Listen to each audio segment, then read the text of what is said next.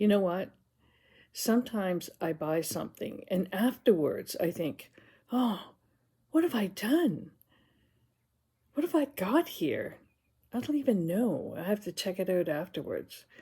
Well, when you're picking up wool or any craft item, it's not too bad. Usually it's not too big of a loss. But if you're asking that question regarding a relationship, oh boy, that's way more serious. Good day to you all. Thanks for stopping by. I appreciate that. I am Sue Johnson, retired counselor, mom, and wife, mostly wife. I'm a grandma too. You can tell that by my hair. Look at this. You know what that is? That is I lost at least half of my hair. Apparently, it was an after effect of having COVID. Had all the shots, still got COVID anyways. So this is new hair growth. I'm glad it's coming back. Friend told me that I should take zinc, and I don't know if it's a zinc or if this is just a natural product of life, hair growing back. But anyway, that's what that is.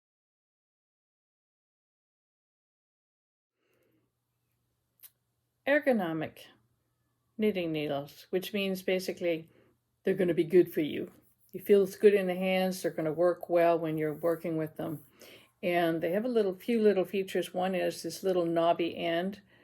A lady at a wool store said, isn't that going to be difficult for picking up stitches and knitting along, getting your needle in there? But no, it isn't. Actually, it actually helps it, especially if you've got a drop stitch. When I'm trying to pick up stitches to repair a drop stitch, it just keeps them on here nicely.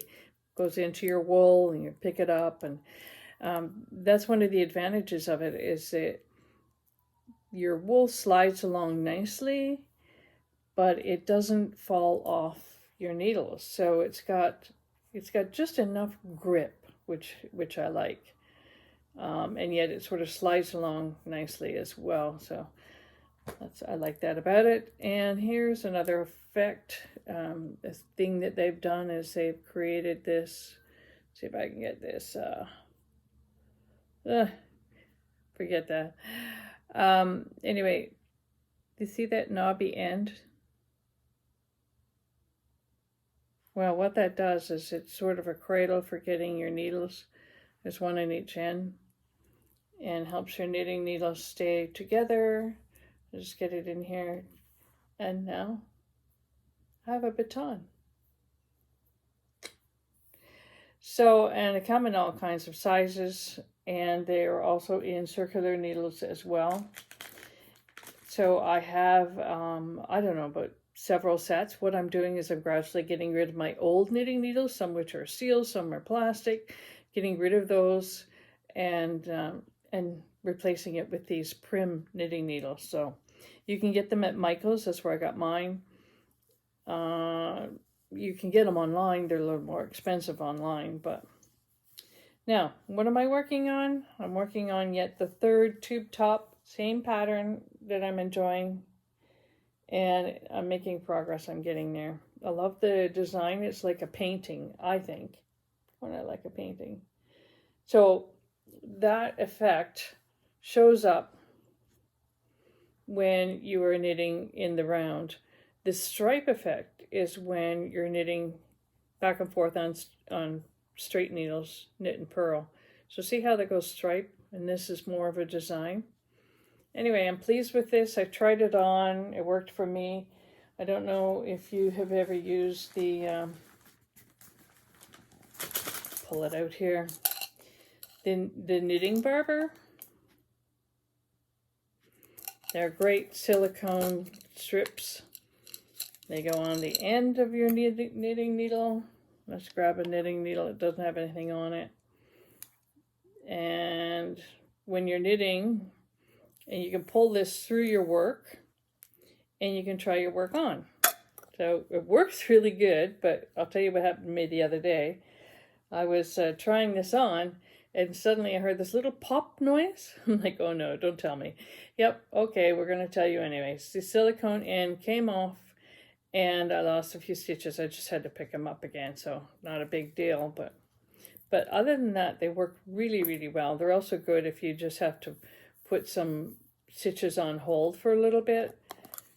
So they come with 3 in the little tin. They're a bit expensive, but you know what? It's expensive. Mine costs $17, but I think they're worth it. You know, they if something works well, which it does, except for the day that it popped for me. That was my fault, not this product's fault. If something works well, it's worth its weight in gold, just about. So I mentioned how I shared this pattern, the sun top, my retro vintage pattern that I picked up, and I am knitting it up with my own variation, which is I'm using a diamond effect instead of the pattern, the effect that they call for. Now I am knitting this up in a different one. I'll show you in a minute. I'm using the diamond, and I've decided that I'm only going to do diamond rows in the bottom, and then when I get up near the top, the yoke part of the top, I am going to put probably 1 or 2 rows of diamonds again and working away on it. So I'm using the nice Prim ergonomic needles. Here's my front and back. And basically they're both the same.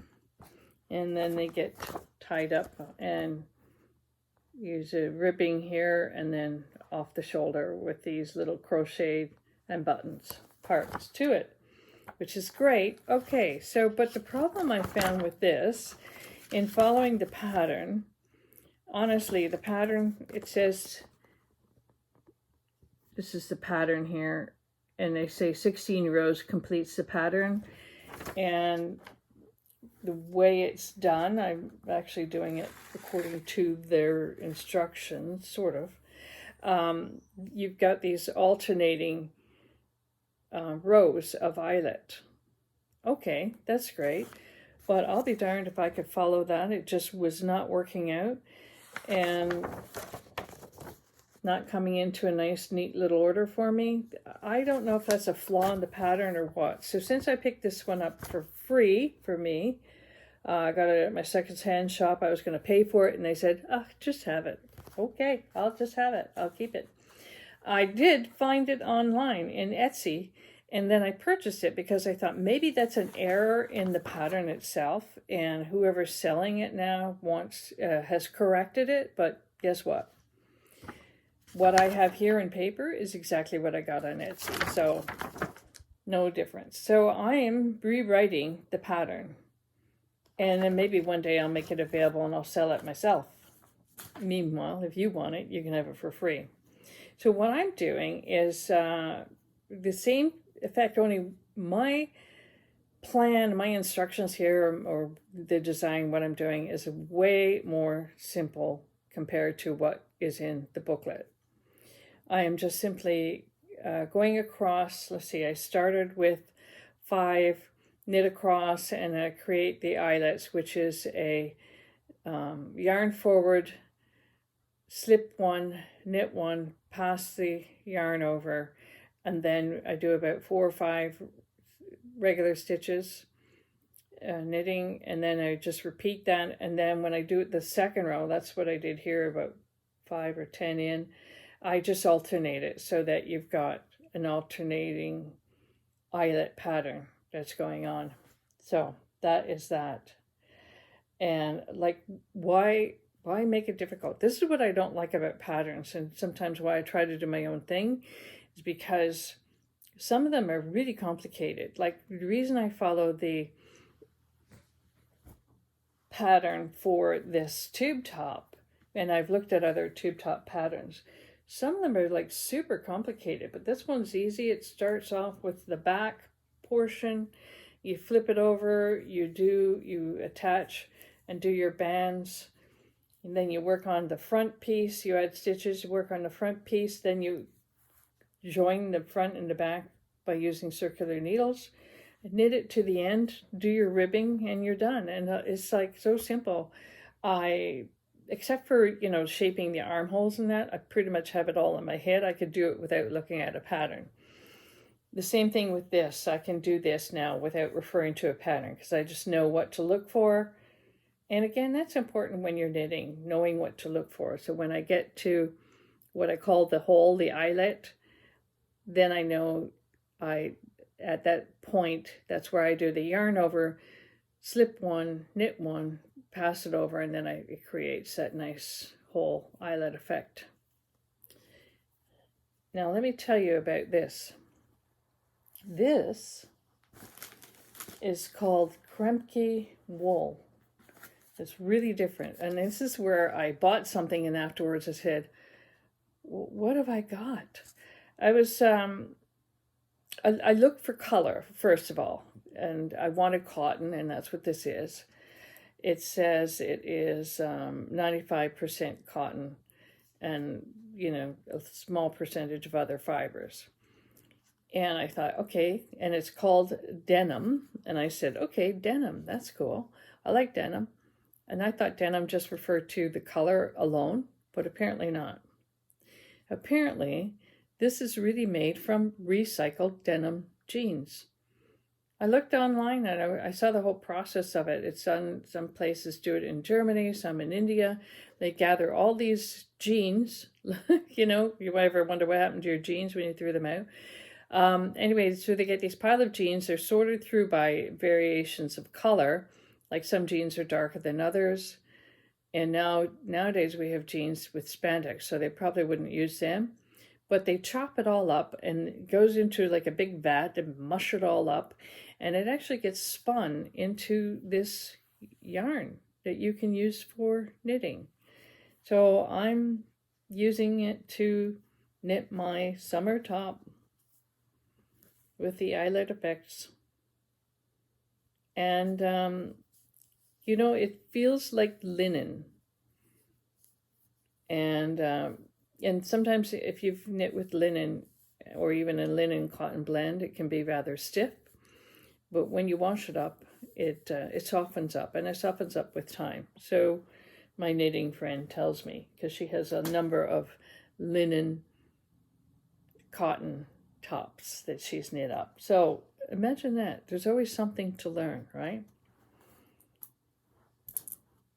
So this whole theory, this whole idea of what have I got here, I'm going to use journal notes and to keep myself on track because I don't want these things to be too long. Also, I don't want to be laboring for hours over them like I was when I first started. Okay, sometimes I buy something and then I think, what have I got here? So I purchased the Kremke wool, reborn denim, and that's when I discovered what it was really about. Relationships can be like that. Sometimes we get into a relationship and we think, what have I got myself into? What have I actually got here? And sometimes the answer is good. When I met and married my husband, we did that in 6 weeks. That was so completely out of character for me. And if I asked myself that question, what have I got here? Actually, fortunately for me, the answer was always in the affirmative. It was good, okay? Doesn't mean it was perfect, because we combine, 4 teenagers, and sometimes I thought to myself, what the heck have I got myself into? And if we argued, it was usually about the kids somewhere. And a lot of people do that in relationship, in marriage. That happens. So sometimes, though, some people ask that question, they get into relationship and they think, what have I got here? What have I done? And the answer is not a positive one. Then they have to figure out how to get out of the relationship, and that's never easy. So, notes, it says here, initially we're attracted to the good, the potential. That's what attraction is about. We like it. There's something that draws us forward. And after some time, we may begin to discover the negatives, the reasons why our choice might not work for us. Now, knitting, like my rusty linen top that I knit up, my rugged top, I don't really like it, and I doubt I'm going to wear it much. I wore it once for a little while. I can't remember if I wore it out or not. Anyway, sometimes we decide to work with what we've got. And sometimes in knitting, we just take it out. But you can't do that necessarily with a relationship. It's way more complicated. We may decide the flaws in some situations are not so bad, and then we decide to work with them. And it depends what the flaws are. I mean, if the guy's robbed the bank, I mean, that's a serious flaw. But if it's like he refuses to lock doors in the house and you're not comfortable, you don't feel safe because he won't lock the doors, that's something to be negotiated. That's something that you can work through. That's a flaw that can be changed. And I actually had that happen. That was one of the things that happened when my husband and I first married. I was like, lock all the doors when you go to bed. Lock the doors, go to bed. And he's like, no, we don't have to lock the doors. Somebody wants to break in, they're going to break in. Yeah, but let's not make it easy for them. And on the argument went. Do you know what he does now? He makes sure every night everything is locked up. So sometimes we can underestimate the potential of change in relationship. So that's just a little example to illustrate that some flaws can be overlooked. And my theory is that love overlooks faults. So you learn to work with them. But like I said, if the guy robs a bank, no. If the serious addictions, no, not really, not usually. The chance of recovery from that is not, the percentages of that changing is not very good. Or if there's an abusive relationship, that's a whole different topic. So the prim needles, I've shared about those. The pattern, if you want an update on the pattern and my changes, I can send that to you. I've got the whole thing typed out. Knitting with how it feels. Oh, yes, right. What have I got? I've got some wool I'm not sure I want to work with, but then we may decide to work with it. I'm working with this blue Kremke wool because I like the idea of the recycled jeans. I like the idea of that. And so far, it's working for me. When I block it, boy, that might be a whole different issue. I'm just not sure how it will stretch out, if it will stretch out. And anyways, okay, so I'm going to leave you with this. What have I got here? Sometimes my husband reminded me this. He says, sometimes when we ask that question, the response is completely positive, and that's a good thing. So that's what I hope for you, that your response, whenever you ask that question, whether it's what you're making, what you're doing, or in relationship, I hope the answer is always positive, or that you can find the good that is there. So that's it for today. Bye.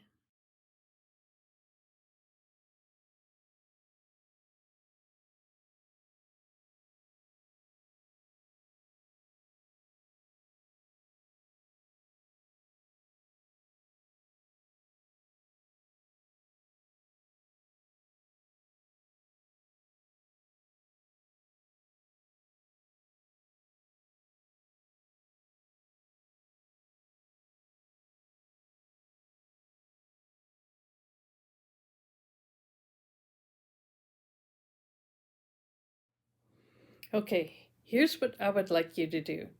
I would like you to do thumbs up. I'd like you to subscribe.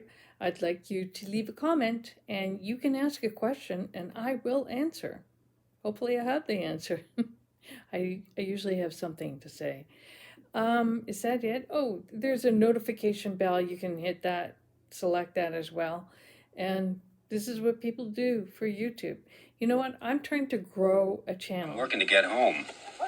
Now, if you haven't got it, it'd be good if you could tell me right now. And one of my goals is to eventually get monetized and make enough money so for my retirement. And my husband and I have this new plan that we're working on. It's maybe a year into working, where we are going to basically sell probably all of what we own, most of it, and buy an RV and live in it. This is our new retirement plan. I like the smaller space. I don't have to clean as much. We are going to get a motor home so that we can travel a little bit. So if I get enough YouTube subscribers and I can get monetized, then I can have some income through that, and hopefully I can put that towards our living. You know, we are living on pension, and pensions are not very much. Not in Canada, not in the US.